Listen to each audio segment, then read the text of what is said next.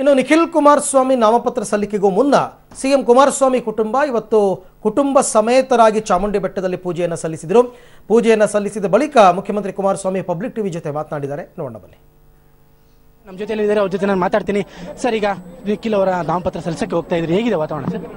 ವಾತಾವರಣ ಯಾವುದೇ ರೀತಿಯ ಸಮಸ್ಯೆಗಳಿಲ್ಲ. ಜಿಲ್ಲೆಯ ಜನತೆ ನಿಖಿಲ್ ಅವರ ಪರವಾಗಿದ್ದಾರೆ.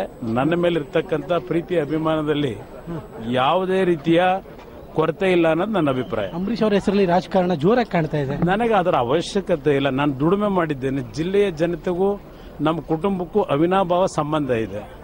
ಇವತ್ತು ಸನ್ಮಾನ್ಯ ದೇವೇಗೌಡರ ಹೆಸರಿನಲ್ಲಿ, ಜನತಾಳದ ಹೆಸರಿನಲ್ಲಿ ಅಲ್ಲಿಯ ಜನತೆ ಈ ಒಂದು ಪಕ್ಷವನ್ನು ಬೆಂಬಲಿಸ್ಕೊಂಡು ಬಂದಿದ್ದಾರೆ. ಇವತ್ತು ಅವರ ಕುಟುಂಬದ ಕುಡಿ ಇದು ನಿಖಿಲ್ ಕುಮಾರಸ್ವಾಮಿ. ಅವರನ್ನ ಬೆಂಬಲಿಸತಕ್ಕಂಥದ್ರಲ್ಲಿ ನನಗೆ ಯಾವುದೇ ರೀತಿ ಸಂಶಯಗಳು. ಸಿನಿಮಾ ವರ್ಸಸ್ ಜೆಡಿಎಸ್ ಇಲ್ಲ, ಅದು ಒಂದು ರೀತಿ ಹಾಗೇ ಇದೆ ಮೇಲ್ನೋಟಕ್ಕೆ. ಚಿತ್ರರಂಗದ ಕೆಲವು ನಟರು ಮತ್ತು ಜೆಡಿಎಸ್ ಪಕ್ಷದ ವಿರುದ್ಧ ಹೋರಾಟ. ಯಾರೋ ಮನೆ ಮೇಲೆ ಕಲ್ಲು ಬಿದ್ರೆ ಅದು ಜೆಡಿಎಸ್ ನೋಡೋಣ ಅನ್ನುವಂತ. ನಮಗೇನು ಸಂಬಂಧ? ನಮ್ಮ ಸಂಸ್ಕೃತಿ ಕಲ್ಲಿ ಎಸೆಯತಕ್ಕಂಥ ಸಂಸ್ಕೃತಿ ಅಲ್ಲ.